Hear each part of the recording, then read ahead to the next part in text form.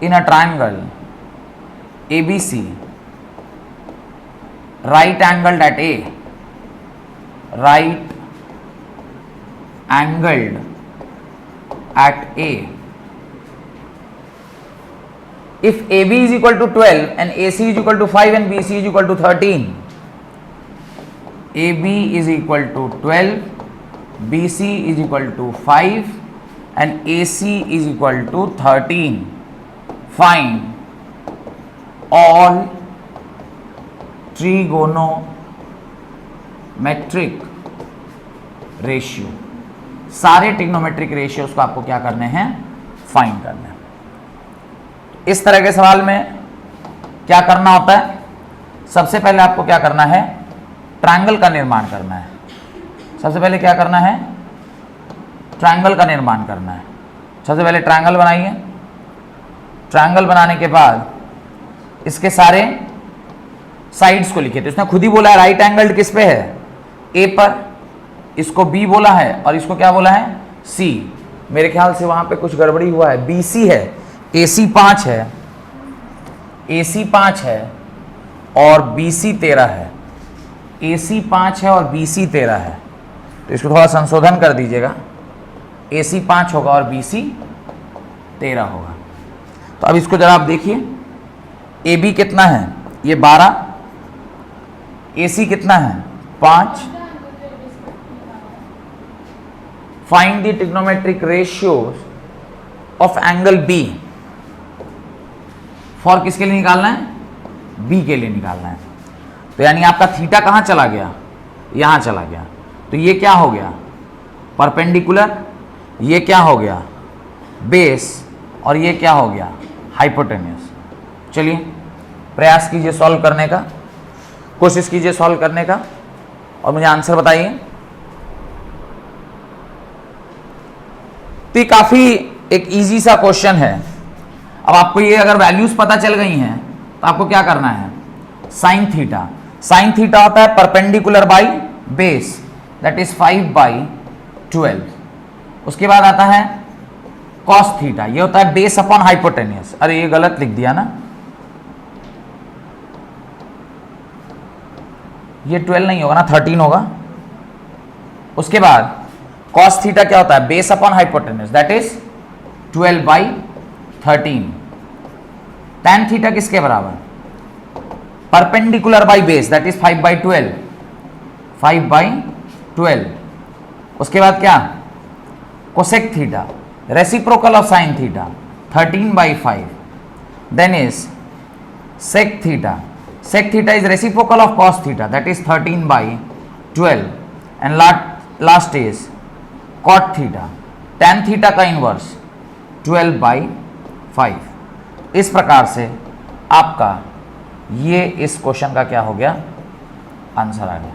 और अगर ये विथ रेस्पेक्ट टू ए बोलता तो ए पर आप थीटा लेते, सॉरी सी बोलता तो सी पर थीटा लेते, तो ये परपेंडिकुलर हो जाता और ये बेस हो जाता। डन हो गया, right. In a right angle triangle ABC, अगला सवाल लिखिए। इन अ राइट ट्रायंगल एबीसी, question number 2, in a right angle triangle, right angled triangle ABC, in a right angle triangle ABC,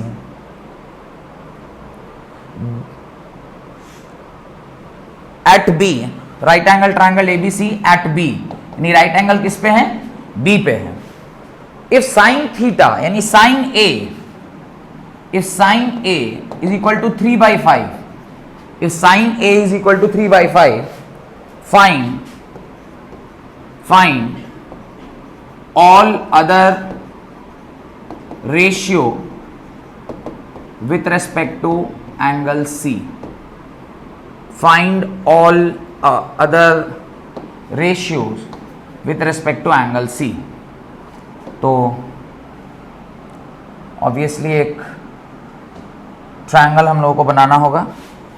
तो ये आपका ट्रायंगल है, इस ट्रायंगल पर B पर राइट एंगल है तो ये B हो गया, और किसी एक को आप A लेंगे और किसी एक को आप C लेंगे, उसने एक इंफॉर्मेशन दिया है sine of A is equal to 3/5, that is perpendicular by hypotenuse. तो साइन A यानी थीटा कौन है, ये है, इसके सामने वाली साइड को परपेंडिकुलर, इधर बेस और इधर हाइपोटेन्यूस। तो यहाँ पे कंपेयर करेंगे तो परपेंडिकुलर ये कितना निकल कर आ गया, 3 निकल कर आ गया, ये कितना आ गया, 5 निकल के आ गया। आप जानते हैं पाइथागोरस थ्योरम कहता है h² is equal to p² plus b²। यहाँ पर h की वैल्यू निकल के आई है 5, 5 का square is equal to perpendicular 3 का स्क्वायर प्लस b का स्क्वायर, और b² किसके बराबर, 25 minus 9, that is b² is equal to 16, and this imply b is equal to √16, that is equal to how much, 4 centimetre.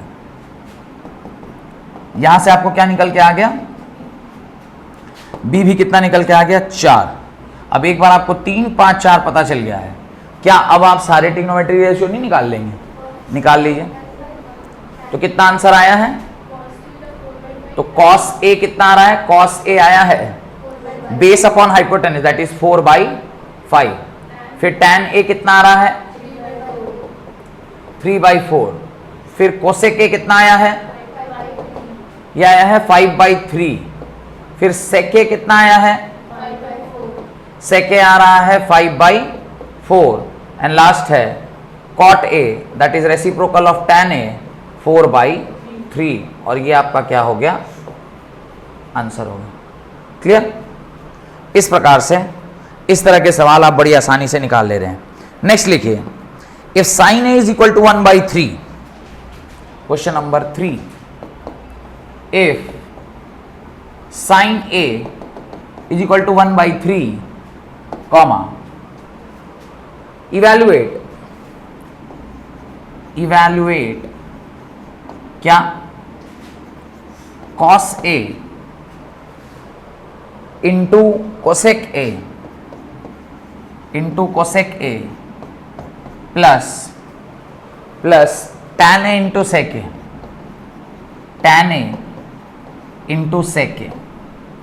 अब इस तरह के सवाल को सॉल्व करने का 2 तरीका होता है, एक by finding the values of all this and then putting it.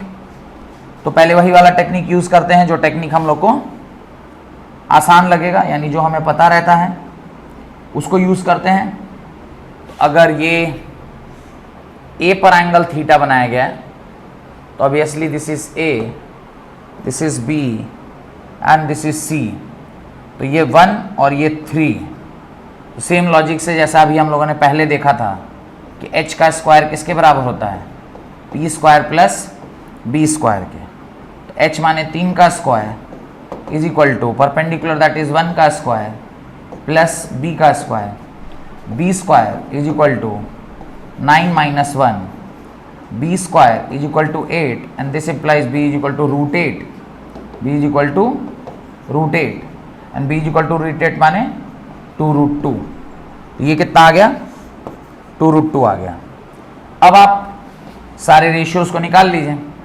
तो cos A कितना हो जाएगा, cos A हो जाएगा base upon hypotenuse that is 2√2/3। आपको और क्या चाहिए, cosec A चाहिए। cosec A किसके बराबर होगा, reciprocal of this that is 3/1। tan A किसके बराबर होगा, perpendicular by base, perpendicular is 1/2√2 and sec A is reciprocal of cos A that is 3/2√2। एक बार आपने ये चारों निकाल लिया क्योंकि यही चारों आपको चाहिए। इसके बाद इन सारी वैल्यूज को आप क्या कर देंगे, इसमें पुट कर देंगे। तो ये वैल्यूज लिख लीजिए अभी, क्योंकि अगले बार मैं पूछूंगा तो आपको बताना होगा। ये लिख चुके ये वाला, ये वैल्यूज लिख लीजिए ताकि अगर मैं पूछूं कि इसकी वैल्यू क्या है तो आप बताइएगा। बढ़े आगे। तो फॉर्मूला आपको क्या निकालना है, फॉर्मूला निकालना है cos A into cosec A plus tan A into sec A, यही निकालना है ना। अब मुझे बताइए cos A की वैल्यू कितनी दे गई है, 2√2/3। इंटू कोसेक ए 3/1 प्लस tan ए कितना आया 1/2√2 एंड सेक ए कितना आया 3/2√2। यही ना, देखिए सही लिखे हैं, 3 से 3 कट गया, क्या बचा 2√2 प्लस इसको जरा सा सॉल्व करिए 3/4 इंटू 2 दैट इज 8 तो सॉल्व कीजिएगा 16√2 प्लस 3/8 ये आपका क्या हो जाएगा आंसर हो जाएगा 16√2 प्लस 3/8 ये आपका क्या हो गया आंसर हो गया। अच्छा, इसको एक और तरीका अपना सकते थे, देखते हैं, इसको थोड़ा सा सिंप्लीफाई करते हैं और देखते हैं क्या आता है।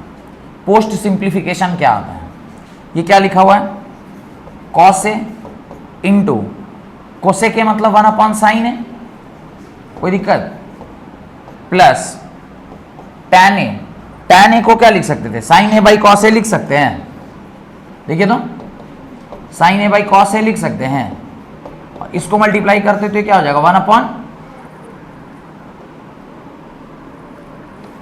इसको क्या लिख सकते हैं 1/cos ए। इसको थोड़ा और सॉल्व कीजिए, ये हो जाएगा cot ए और ये हो जाता sin a